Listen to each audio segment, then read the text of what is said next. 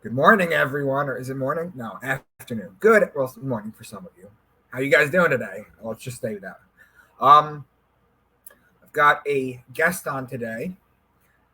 His name is Mark Rosta. He's a supervisor at a nuclear power plant in Ohio. We're going to talk about nuclear energy. I want you guys to become familiar with it and understand what it is. I met Mark in 1999 when I was 16 years old. I was a junior in high school. I don't know if he was a junior or a senior, but we met at Penn State. Penn State had a summer program where basically advanced kids in high school, juniors and seniors, could take college level courses, experience dorming, all that kind of stuff. So we met at Penn State. So let me bring him on and introduce him. Hey, brother. Hey, good afternoon. How are you? I'm good. How are you? Doing fine. This is my first experience on a podcast, so just is it really? There. Yes, it is. Oh, there's nothing to worry about. I'm just going to throw a bunch of softball questions. So, one of the craziest things that I realized, we were there in 99, right? Right. Where did you actually go to college? Were you a senior or a junior? I feel like you were a senior. So at the time, it was between junior year and senior year. Okay. So summer '99 for me, that was a new experience to effectively go away to college, right. Living in the dorm at Penn State. And from my perspective, I was taking some various classes and programs to try and figure out what do I want to do with my life. Right. And I'll tell you that from middle school, high school, and college, I changed my mind maybe 8 times. And more or less found out along the way what I didn't want to do. And that left me into the arenas of math and science, which I tended to enjoy. Right. The stem cells, right? I mean, the STEM fields. Mm-hmm. One of the craziest things that I realized is we were there in 99. Mm-hmm. That was the same summer that Sandusky was doing all that stuff. Oh, I had never thought of that, actually. Yeah. So that was happening while we were there. Joe Paterno and all that stuff. McQuarrie. Yeah. So what was interesting, going up through junior year, I was a soccer player. I played soccer for 10 years growing up. And you're pretty tall, right? I was like average height, but I feel like you were like 6'4", 6'6". Yeah, 6'6" is where I ended up. And so that summer at Penn State, I was actually taking tennis lessons with a semi-pro, which I loved playing tennis growing up also, but I never did it for school or anything like that. Mm-hmm. And then when that summer ended, I went back to high school. I switched over from soccer to football and found out. You won a state championship, I saw. I've seen the thing on Facebook with the trophy. Yeah, that wasn't our year. That was after I graduated, but our school had a lot of success. Yes. Yes. Wow, that's cool. So, tell me how did you get into nuclear energy? So I moved to Ohio in 2004, and my goal here was to attend the University of Toledo, and at the time I was pursuing a bachelor's of biology. Trying to shorten the story, along the way I took up a second bachelor's for biochemistry, and I was one of the first few people from the University of Toledo to earn a biochemistry degree. Was it a new program? Yes. Okay. Yes. So more or less they had a graduate program in place already. And I was one of the first few students that took a curriculum along with the graduate students to create undergraduate equivalencies for the formation of this new degree. Now, is it the sort of program like they have for some studies out there in universities where it's like an accelerated bachelor and master's program? Nope. This was just the formation of a new bachelor's. Gotcha. Okay. So it was all my involvement, especially my final semester of college in chemistry, where I was taking protein chemistry and molecular chemistry, frankly, courses I never thought that I would be picking on purpose. With all these interesting students, and I met faculty that asked me, hey, you're looking for a job out of college, aren't you? Well, I was always checking the job boards because I was very eager to finish with college so I could start earning a living. Right. And, I met a young lady who asked me for my resume, led into a job interview, and within a short time after that, a job offer that put me at the nuclear plant that I had passed 6 days a week driving as I was commuting to college Oh, without wow. ever thinking of working there. So I That's had no fantastic. idea what they did, and more or less everything that I have learned about the industry comes from our site and all the materials and inputs that are brought to us from spreading bulletins and information events that occur within the industry. Now, what is your official title? So I am one of two supervisors of nuclear chemistry operations at the Davis-Besse Nuclear Power Station. Gotcha. Okay. So define for people who aren't sure about, because you hear nuclear, I'm not going to lie. For many people who don't know anything, you hear nuclear energy and then their mind goes to nuclear weapons. That's the first thing that they do because it's the same word. So I want to dispel that. I want to explain how positive nuclear energy is and can be. And I was just hoping maybe you could just take us through your journey, the things that you've learned, what it's used for, and things of that nature. Okay. One of the things that stuck in my mind from my early training was the framework of nuclear energy being special and unique.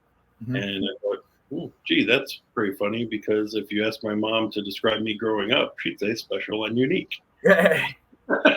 Well, in any case, so nuclear energy is extremely powerful, and the smallest amount of material is one of the first things that makes nuclear energy special because of how long it will produce energy for. Besides the size, the next thing that makes it unique is that it's radioactive. Radioactivity has dangers associated with it because we as humans are able to be hurt very badly and even fatally by radiation. I'm reminded of Marie Curie and how she's still in a radiation box. When she was buried, she discovered a radioactive isotope. I'm reminded of the women that used to paint the faces of the watches with, was it rhodium? And it would glow in the dark. And they would, I think they in turn all died of radiation poisoning too. So you're right. We have come a long way with that. Is there something besides a Geiger counter that you can use to measure radiation, or is that pretty much still the standard?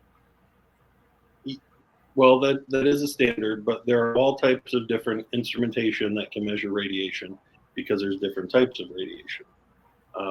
There's particles as one form, and then there's actually waves as another form of energy being transmitted through space. Mm-hmm. Let me go back and mention the third characteristic of Sure. nuclear energy that is special and unique.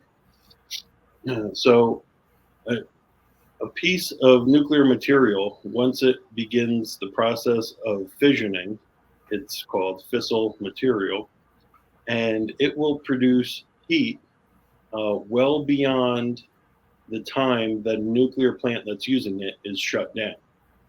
So you mentioned Chernobyl. The other terrible event in the industry, Fukushima, which was in March of 2011, was very dangerous because they're releasing radioactive material into the environment. Mm-hmm. And for many years, decades, it's going to create heat, continue to fission, and spread radioactivity. Right. So it's very important that all the operations of a nuclear facility are conducted orderly mm-hmm. and safely so that there is not an event that releases radioactivity to the environment in an uncontrolled manner, because it will have negative effects on not only the environment, but us as humans living on the land. So two things. Number one, I'm being reminded. Well, actually, let's do it this way. Can we measure the half-life of this radiation? Do we know how long it's going to last? Number one. And number two, is it correct to believe that you basically have reinforced steel concrete tubing and basically to cool these down because they get so hot, it's literally just water. Can you just speak on those two? Okay. Let's separate those out. Hit me with Yes. them one at a time again. What was the first one? Oh yeah, the half-life. Okay.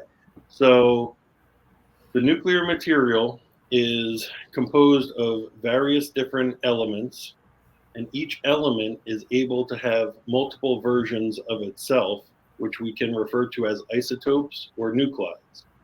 Basically, an element is made up of your electron, which is negative, your neutron, which is neutral, and your proton, which is positive. And the combination of your protons and neutrons together will affect, say, the weight of the element and determine its nuclide number. Which you could find on the periodic table. So the periodic table is composed of elements. Right. Correct. There's another chart referred to as the chart of nuclides that has a very different look to it, which if anyone chooses to Google, they can look up a chart of nuclides and what it looks like visually for the understanding of how elements can exist in many different isotopes or nuclides. Now, because the number of protons and neutrons can be different within the same element, some of them are stable and some of them are unstable. And as we know in science, everything wants to be stable and at its most lowest, unexcited, maybe laziest state. Things that are unstable and have all this excess energy. Right. Define unstable for us, please, too. They want to separate. They want to fission. They want to become more stable, different elements for the sake of their own stability. Now, these nuclides, each of them has its own unique half-life. To define a half-life is the amount of time that it takes for that amount of material to be lessened by half. In general, they carbon date things, by the way, people. In general terms, you can imagine that anything that is radioactive after 5 half-lives is effectively decayed away. So, if you think of, say, a number 20, 20 will become 10, 10 will become 5, 5 will become 2.5, 1 1/4, less and less and less and less until it's effectively gone and unmeasurable. So each isotope or nuclide, those words are interchangeable, has its own unique half-life in terms of time, which are scientifically determined. Now, some things exist only in terms of seconds. Yes. So these are like the higher elements on the periodic table, right? They're here and then they're gone. Right. Other things, every unit of time we know about, minutes, hours, days, weeks, months, years, these things can exist, and we can get bigger than that. There's some things that will be around for decades. So one in particular that sticks in my mind that happens to be involved in my work, so cesium, generally we can say, oh, it's going to be around for 150 years. So that's longer than, well, probably I'm going to live, or most people are going to live. Everyone's going to live. They say that children being born now will live that long. I doubt it. I don't think the telomeres can last that long, but it is what it is, Right. Well, I'm fortunate that my grandmother is going on 102 years old. I keep seeing pictures on Facebook. Congratulations, by the way. Yeah. Thank you. We get our family together and we'll celebrate her each birthday. But it's amazing to think, you see on the internet, people live into their 120s now in reality, and that's remarkable. Now, there's something to be said about that, and not to get off topic, but we have political leaders in this country who are 80 or so, and we start to think, oh, maybe they're not the most fit. Well, that gets into ages. They malfunction, they shit themselves. I mean, we could go on. Right. But my 102-year-old almost grandmother is perfectly healthy. Beautiful. And lives a nice, comfortable day each day, in and out. It's very nice. So back to what we were talking about. the material will be around. What was the material that you use again, that you're most familiar with, or that you use the most of? So I would, well, we use uranium for the nuclear plant, but what I was giving as an example is cesium, that has a half-life of a ballpark of 150 years, Gotcha. being the 5 half-lives, because its half-life is actually around 30 years. Mm-hmm. So we say, oh, this got into the environment, it'll be around 150 years. And that's the kind of mindset that I developed when I saw like Fukushima happening in real time. We'll get into Fukushima and Chernobyl at the end, because I want you to explain what happened and what's still happening. But yeah, no. So, okay. What was the other thing that I brought? Oh, cooling down the, you can think of Homer Simpson and the glowing little logs, right? Mm-hmm. Is that accurate? Not exactly. But it's interesting, because in the late 80s and early 90s, I watched The Simpsons, and you can think of that intro to the show each time with the little piece of nuclear material that's glowing and bouncing around, and Blinky the three-eyed fish and things like that. But it's funny because, as a kid, I never thought of working in the nuclear plant, even in college, driving past it, every day. So what do you basically oversee? You just basically manage people that are. What is the purpose of nuclear energy? What does it do? And I know a lot of people say it powers the city or it powers the grid, but really define that for us. Okay, so first we have to differentiate that not all nuclear plants are the same as other industries that work with nuclear things, such as nuclear medicine. That's a different animal from what I'm involved with, but it's the same concept. Would nuclear medicine be like isotopes to light up parts of your brain, and barium and radium and all that kind of stuff? Yeah, that's what I think of, right? That you introduce some different isotope into the human body in a way that's identifiable and measurable to help diagnose what might be going on in a system of a person for health concerns, right? So what we're doing at the nuclear plant is we exist as a business to generate electricity. Electricity, which has many benefits, because we don't like the concept of living in caves. We want to have our lights on. We want to have our air conditioning in the summer. We want to have our heating in the winter, and that can be produced by various forms of energy, of course. But we are pumping electricity onto the grid conceptually. Now, in order to do that, we need a steam turbine. In order to turn the turbine to produce the steam, you need to heat up water. And a nuclear plant is effectively heating water by the use of nuclear material. In our case, we use uranium. Mm-hmm. Which isotope?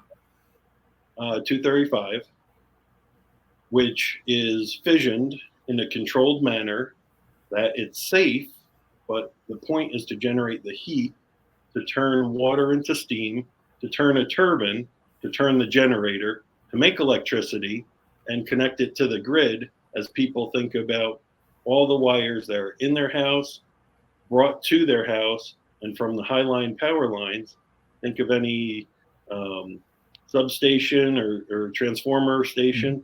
Mm-hmm. All that is fed onto the grid from electrical generating facilities, of which nuclear is one type. This is why Einstein famously said that nuclear energy is one hell of a way to boil water. That's his famous quote. Yes, it is very complex. It takes a lot of people, a lot of time, a lot of attention to detail to make sure that mistakes aren't made, because more or less we live where we work, and we all want to be safe and be on the land that's safe. Mm-hmm. Because like the sites that have had accidents that you've already mentioned, and material got outside of their control, it affects not only the land, the water, but the vegetation. And the animals in the water. Because you're talking about the fish and then the migratory patterns. That's true. The fish that are in the water, and also the animals that graze on the land that people eat from. Right. So when something gets radioactive, it's going to be somewhere until it's decayed away. Do you find it interesting that there is a thriving wild animal population in Chernobyl right now, like wolves and all sorts of different things right now? Well, I think that's a function mainly of the fact that people have scattered from there for the Mhm. large part. You know, if in any city in the nation really, if we abandoned the city, think of the movie I Am Legend. Yes, You that's know, exactly what would happen. Nature would reset, is what would happen. yes, as people left the area, the trees and the vegetation would Mhm. overgrow the cities, and I guess effectively it'd be gone. I guess my question wasn't so much like, are you surprised that there's wildlife there? My question is that with all the radioactivity there, there's a life ecology there. There's an ecosystem there. Is that interesting? Um, yes, however, I'm not all too surprised by it because I mean, even if we had radiation within our bodies, we would still continue to live unless the radiation was either so high in concentration Mm-hmm. or so extreme that it damaged our bodies at the nuclear level, Mm-hmm. damaging our DNA such that our cells couldn't continue to reproduce and it would Right. effectively kill us. Right. You know, animals and plants can just go on living without succumbing to that radiation unless it is, in fact, fatal. Now, how old is this practice of harvesting nuclear energy or these power plants? How old of a science is it? Good question. You know, so I think that in the 1940s, 1950s, these technologies were furthered, and people came to understand, oh, we can make energy from this, and we want electricity, so let's find a way to have this boil our water such that our lights can be on. And Mm-hmm. they also came to understand, as you mentioned, Marie Curie, that people could be killed, so it needs special attention. Right. Uh, but our facility, which began operation in 1977, say it was built upon 1950s era technology, and though many components have been replaced since 1977, both in terms of maintenance that's preventative and actually determined to be necessary, um, you can continue operating a facility safely on decades old technology. I guess that's Okay. where I go with it. So, with that, would you please, so people don't get nervous, explain? And I don't want you to break protocol or an NDE if you have one, but can you explain some sort of fail safes that are in place to make sure that this stuff doesn't get out into the public? Sure. So, first of all, the nuclear material for each nuclear site um, is designed to be able to remain at that site in perpetuity at the moment. So in our country, years ago, um, in Nevada, Yucca Mountain was commissioned, built, and the idea was it would be a repository for all the nuclear fuel that we can term spent fuel from all the different nuclear sites across the country to travel to so it could remain there safely forever. After it was built, Nevada decided we don't want everyone's nuclear material, so keep it where you have it. And right now, we have all the spent fuel that our facility ever used to generate electricity on our site, which needs to be maintained safe. This is So, all your, this is the waste, right? yes. Okay. So it cannot be allowed to um, create heat uncontrollably forever, fission forever. Mm-hmm. And so it's maintained underwater with a chemical moderator. So it is Uh, water. I just didn't know about the moderator. yeah, so we use borated water.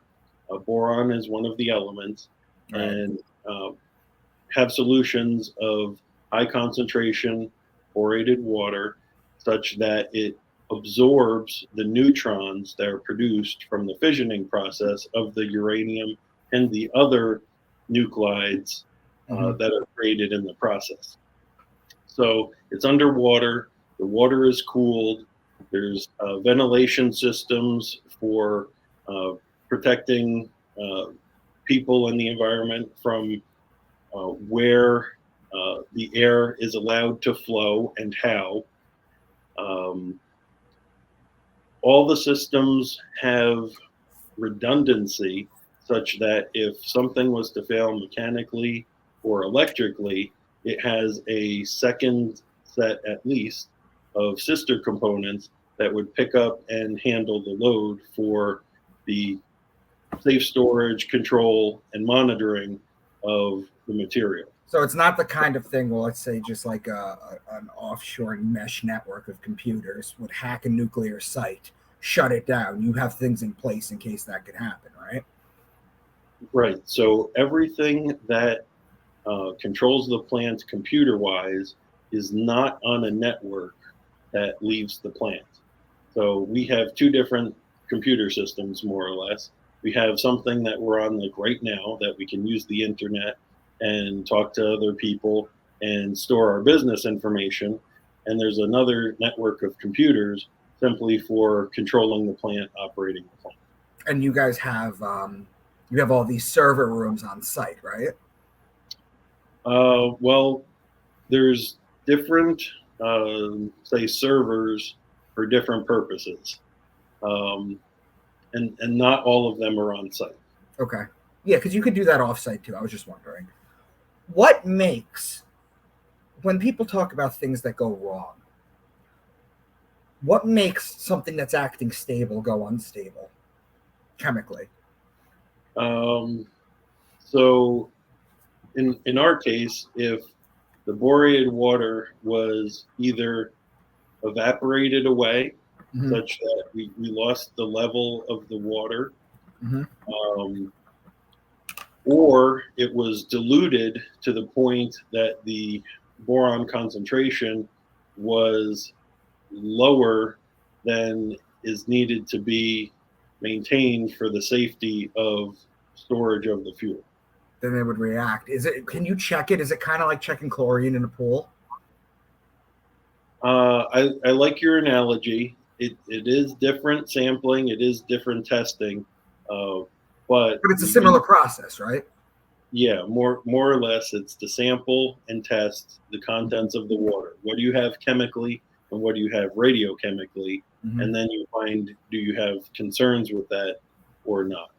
Okay. And then you have maintenance programs to operate the facility such that you don't lose control in any way possible for maintaining the safety and the health of everyone. You know, you could say esoterically and spiritually, if you look at the history through the Industrial Revolution and you look through all this stuff of us continuously growing as a civilization and learning new things, one of the most damaging things was the advent of controlling electricity. And I'll explain to you why real quick. The reason is because they used to have simple jobs and jobs that people worked. And when the sun went down, you had to stop working, right? Because that was the end of your day. You couldn't see. But now with the advent of electricity, it throws off everybody's biochemistry rhythms because now you have light all the time. So there's an argument to be made of that. However, I do see the point and the importance of a nuclear energy. So take me through your day-to-day, if you don't mind. You don't have to share. Again, you never have to share anything that's proprietary. But what do you basically oversee? All right. So I'm a supervisor of chemists. We have a excellent group of people that will work together to accomplish all the items that we have in a given day, to do all the sampling and all the testing that's necessary to make sure that the facility is safe, operating efficiently. And part of our responsibilities include what we term asset preservation. We don't want material within the plant to get into a condition of disrepair because we're not doing a diligent job at sampling, analyzing to make sure that chemicals are supposed to be there to prevent corrosion are in fact at adequate levels. So lots of activities within our group for the chemistry operations aspect. Additionally, our group is responsible for environmental. When you say our group, you said you're one of two, right? Yes, so I do have a co-supervisor. We share the same job title. Mm-hmm. And then at the moment, we have 13 chemists uh, to handle the day-to-day operation of uh, all our activities. So we make sure that everything is safe and controlled. Um, to go along with the sampling and analyzing, there's lots of paperwork. We have to satisfy requirements of the Nuclear Regulatory Commission, the Environmental Protection Agency, as well as other federal laws to make sure that the facility is safe. And I use that word a lot because that is our primary function. Um, we're into a lot. We sample not only the liquids, we sample air, we sample vegetation in the area of the plant, and all that is to make sure, of course, that we are safe, the environment is safe, and if a problem is to be found, we happen to be the group that can find an issue first because we are collecting samples and analyzing them in ways that we will find information before it's visible to the naked eye. Okay. Now, And then we are. do you guys ever get audited by the EPA or anything? So we are, of course, susceptible to that. We have Nuclear Regulatory Commission on site, so they work alongside us each and every day. Right. They're reading our reports, they're listening to our phone calls, they're observing what we do as our external regulator. The EPA is another agency which does regulate our activities. However, I don't personally see them. Mm-hmm. We do have an environmental specialist who interfaces with them as the main point of contact whenever that might become needed. Mm-hmm. But more or less, if we're all doing our jobs and we keep everything safe and orderly and we're documenting it as such, we are open to being audited for any aspect for an outside government agency or even an external regulator that's not within the government to come take a look at us and make sure everything's on the up and up. Now, you mentioned that nuclear power plants and the way they're kind of set up right now. You're talking about the 1940s, 1950s. That's when it kind of started, that time frame. Am I led to believe that's correct? Yes. Okay. How did they generate and maintain on a larger scale electricity before then? Because we know we had radios, you had all this kind of stuff. So obviously you needed to generate electricity. Yeah. So there were coal plants to generate steam. Hydroelectric power existed before nuclear. Can think of a dam and water passing through, turning turbines, very similar to how steam would turn a turbine. And it's just the function of turning a turbine connected to a generator that produces electricity. Beautiful. Okay. So, some people go through schooling and it's part of life, right? You go through school, you find someone, maybe you have a family, maybe you adopt, maybe you just have animals, maybe you don't, whatever. It's all part of life. Sometimes some business models / I don't know, things that you were educated towards, that you have an understanding of what to do, things that marketable skills, let's say, for jobs. Sometimes those get replaced with further enhancements. For example, writing is with AI that you're seeing a big thing. That's kind of why I think the writer's strike isn't going anywhere, because they're already generating with AI scripts and everything. Because I don't know if you remember, like maybe 5-10 years ago, when people would post videos and they'd be like, I asked my AI bot to write a movie script or to write a Joe Biden speech, and it would just be hysterical. I don't know if you've ever seen any of those before.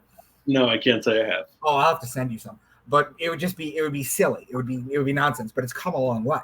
Do you feel that nuclear energy is here to stay? Do you see something that could in the future possibly replace it?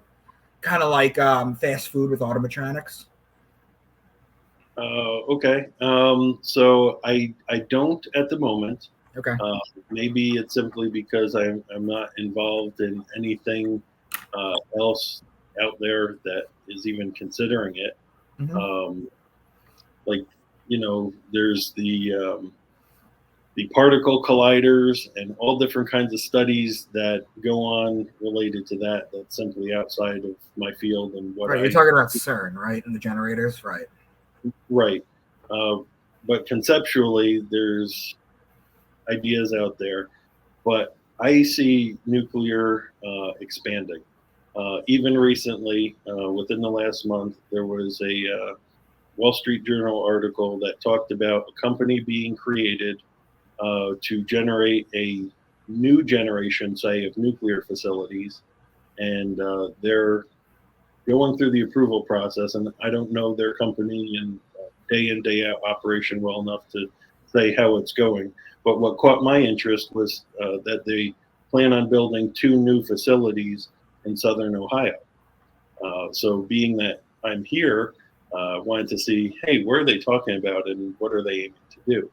And more or less, they're trying to build two smaller units that will be able to be fueled and produce electricity for 10 years without being refueled.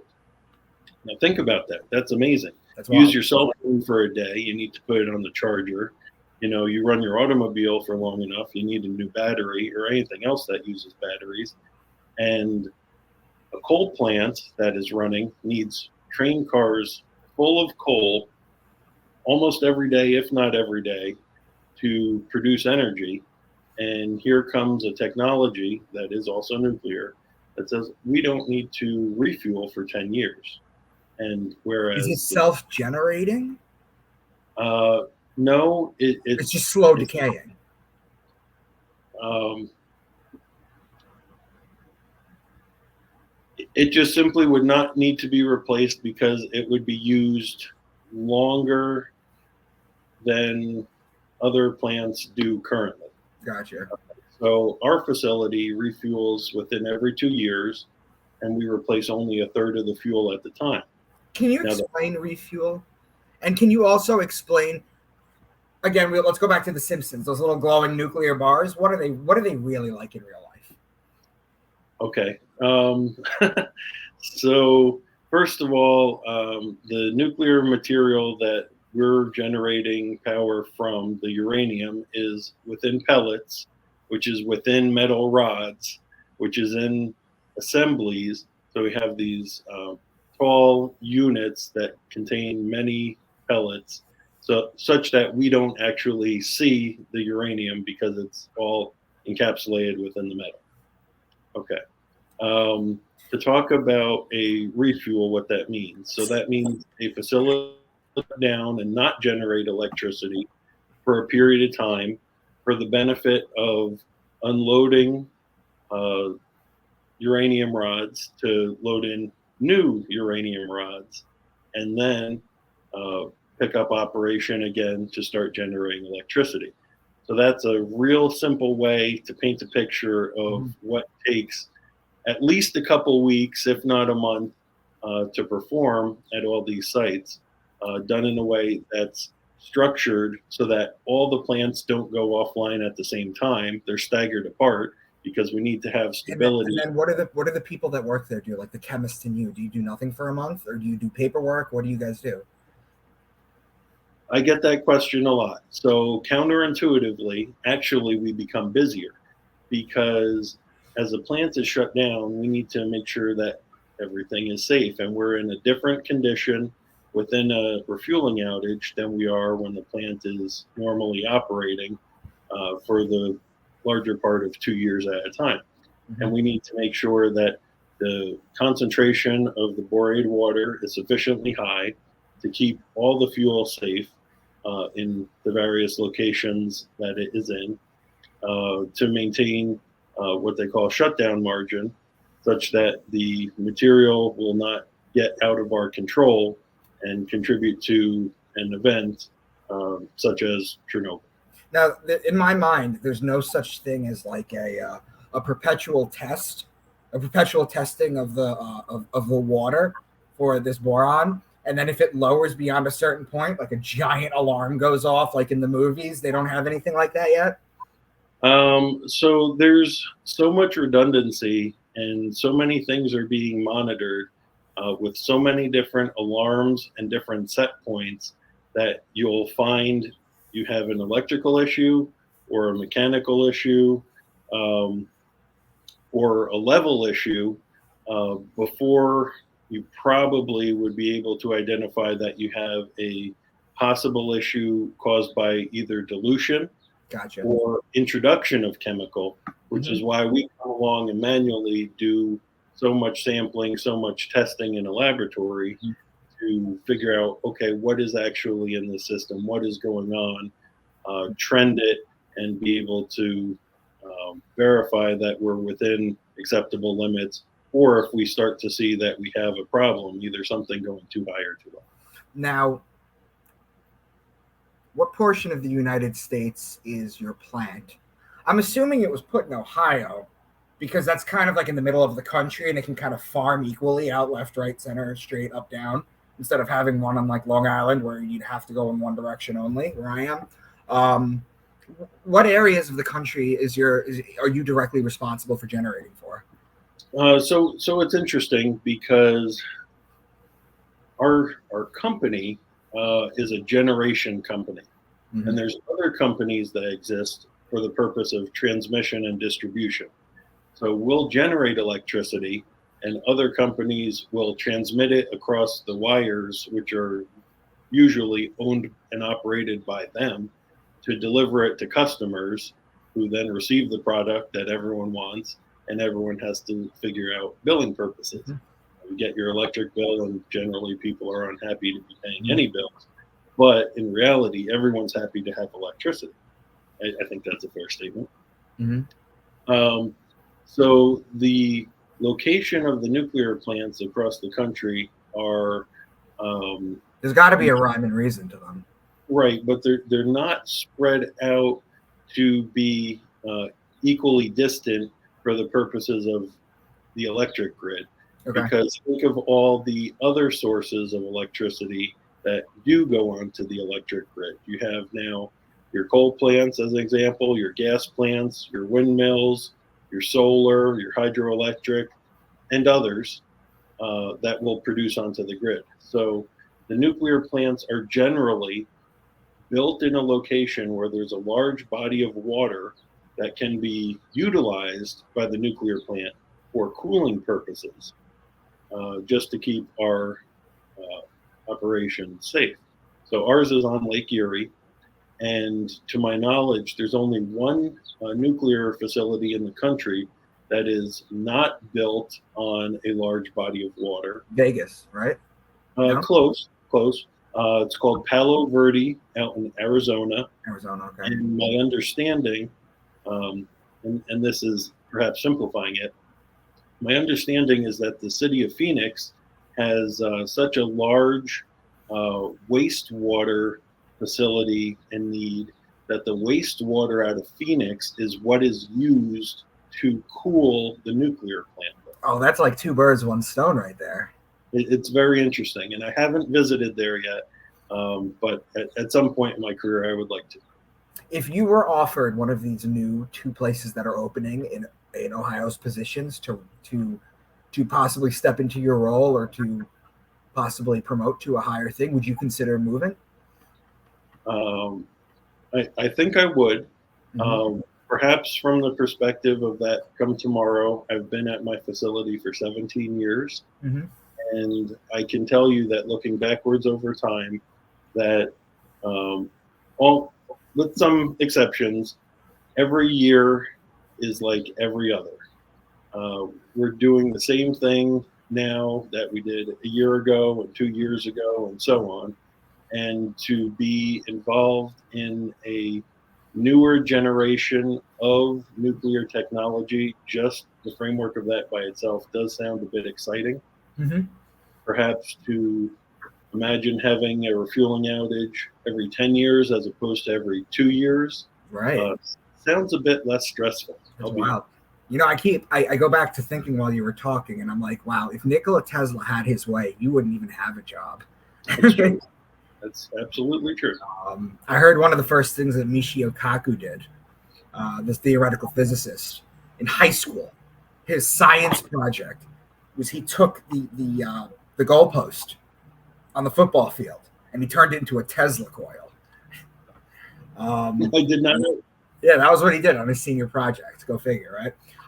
We've got about 15 minutes left. What I want you to do is I want you to explain to us. You could pick whichever one you want to start with first. Chernobyl or Fukushima. I want to know what went wrong. Okay. First, I'll preface by saying I am not an expert. I don't profess to be. And of course, those are two nuclear plants in different countries.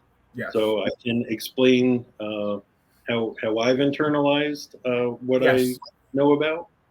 So Chernobyl, I believe it was in 1986. Yes. So the nuclear plant there was more or less ordered by the government to conduct a test to figure out how long their facility would continue to produce electricity under certain conditions. And the entire framework of that test was out of bounds of their governing documents for how they should have operated the facility in order to be safe. And more or less, there was such political pressure. Perhaps you can blend that into military pressure to say that the operators of the plant should try something that they didn't want to do and should not have done for the sake of being safe. And the evolution got out of control and eventually caused such a catastrophic reaction that it literally exploded outside the plant. And when you said the word exploded, the light went on in the background. Oh, did it? Yeah. Anyway, go on. and the nuclear material got well out of where it should have only resided into the environment. So there's various movies out there, and I'm sure tons of material on the internet for anyone who's interested in searching. You can look up historical photos, check out those documentaries, and see what the people of that region, not only the workers at the plant, had to experience because of a test gone wrong. Right. How long is Chernobyl uninhabitable for humans now? We're talking half-life. Well, I would imagine it's easily at least 150 years, just based on my own experience of the half-life of the cesium isotope being roughly 30 years, and knowing it's going to take 5 half-lives for it to be gone. Perhaps there's a more accurate answer out there, simply outside my knowledge. Gotcha. You know, I actually recently read an article. Do you know they're making vodkas from potatoes that were grown in the area? I did not know that specifically. Yeah. It's interesting, right? Okay, so take me through Fukushima right now. If you guys all remember Fukushima. So Chernobyl is what country again?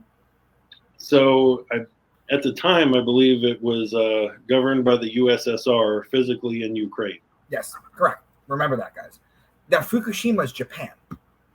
That's right. Okay, so take us through Fukushima, because that was a lot more recent, and I think you could speak on that a little bit more, because you were here for it. You watched the whole thing happen, basically. So.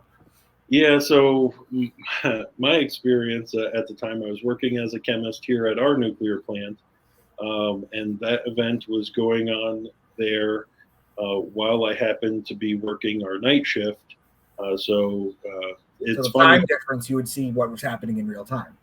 Right, but it's funny how now in modern time, an event can happen completely on the other side of the world, and the entire world be knowledgeable about it almost immediately, because you have news media networks out there that bring right into everyone's living room and all their cellular phones what's going on in real time.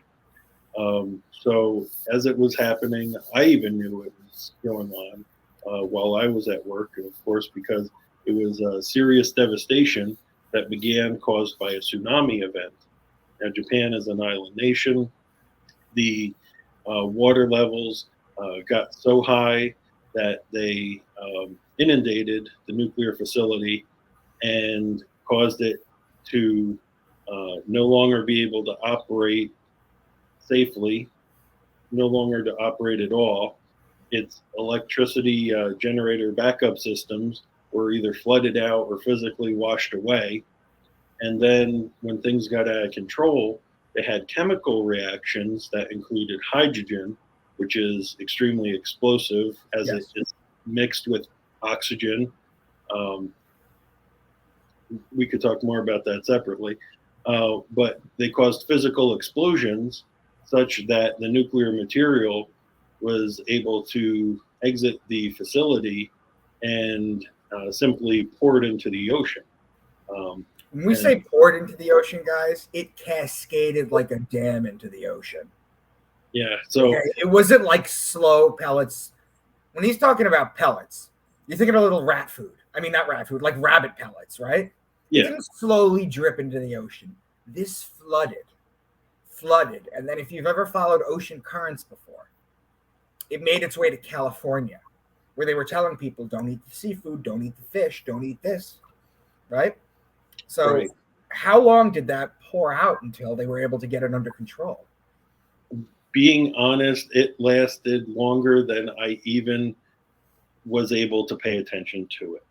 Um, it took an international effort in both cases we just talked about, Chernobyl as well as Fukushima, to try to save lives and regain control of those operations. Right, but there were people, there were scientists that had to go in knowing they were gonna die because they had to shut things down. They went on suicide missions. Um, Yes. what what are some besides hair falling out? What are some symptoms of high radiation? So, if people were to check out those movies and documentaries from Chernobyl, more or less you see radiation sickness. People get to a point where they're unable to eat. Their skin is physically burned, and literally they are deteriorating at the cellular level. So their body is unable to adequately reproduce cells as everyone does constantly in real time, and such that they degrade and their systems fail and can ultimately cause fatality. You guys may know about this because we have it in this country. It's called chemotherapy. That's basically what it is. It's radiation. Your hair falls out, you get nauseous, you can't eat, you lose weight, your cells. It's poison. It's poison. That's what it is. And I don't know. I think there's different types of chemo, so there's different types of radiation, I believe, depending on what kind of cancer it is. But that's not the way, guys. That's not how you want to live it out. I promise you. But damn, Mark, this is some mind blowing stuff. I'm just surprised that you're welcome for all the softball questions, by the way. But I'm surprised I was able to just keep up with this conversation because I really didn't. I knew a lot more than I thought I did. So where do you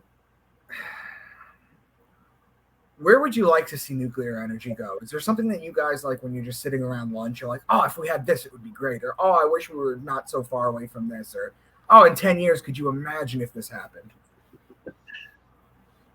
Oh, well, when you talk about sitting around and eating lunch, that makes me think about just how people internalize the events of a given day. What are we doing? Why are we doing it? Do people think that we should be doing it? And sometimes different people have different perspectives, different opinions on what should be happening, or perhaps the sequence of events or the timing of things. But more or less, everything in a nuclear facility is process driven, again, to be safe. So there are reasons why things are done as they are, sequenced correctly, and not overlapped with other activities that would cause potential risky uh, scenarios if multiple pieces of equipment were out of service both at the same time, such that you either lose redundancy or lose um, the safety of the facility. Now, you know those big cylindrical concrete outside of the nuclear power plants. I mean, not the smoke the smoke stacks, not those, but like that's where you keep the material, right? Isn't that supposed to be reinforced concrete so that something like a typhoon or something wouldn't break it? Right. So you said a couple things there I'll touch on. So you're asking about a containment building, and to try to have people imagine. So the nuclear fuel is maintained within the core when a plant is operating, and the reactor is held within a containment building, which is, to simplify, like a large soda can or a can of soup uh, upside down over the structures, and then the reinforced concrete around that can. And what they tell us is that the reinforced concrete by itself is built to withstand a commercial airliner literally crashing into it. Oh, we've heard that before. So, it unfortunately, not too long ago, in our experience, we've witnessed things like 9/11, where a large commercial aircraft is flown into a building, and you can see how the building is more or less destroyed. And then you think of a simple car's test crash pad with driving into another vehicle, and how our vehicles are engineered to be safe and keep us alive in such an event. Well, go out there and search for the videos of large vehicles and things going into this reinforced concrete, and it's rather. Yeah. Although, to add something positive to this whole thing, Pete Buttigieg, the transportation secretary, recently fought for and got us some female crash test dummies, which I think is fantastic. Because we need diversity in the crash test dummies. I'm laughing along with you. If you would allow me, let me go back and talk about the other structure that you commented on, a cooling tower, which is to have heated water evaporate off. So, like what you just said and what many other people think and believe, they think they're looking at smoke. Smokestacks. They're called smokestacks. Well, they're not actually smoke, though. Right. They're allowing water vapor to simply evaporate off for cooling. It's condensation is what it is. It's yeah. Yep, absolutely correct. What is the purpose of that? To allow the heat that is absorbed from the cooling water, so in our case, lake water, to be released, transferred out of the plant from the steam that has to condense back to water for the system to be cyclical.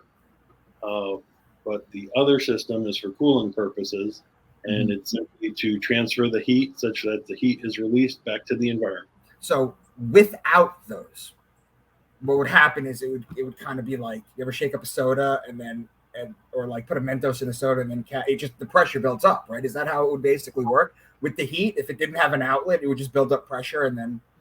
Well, up until a point, that's correct. Until the pressure or the heat is so extreme that you have something like Chernobyl, where it gets outside of all of the containers that it is supposed to be kept safely within.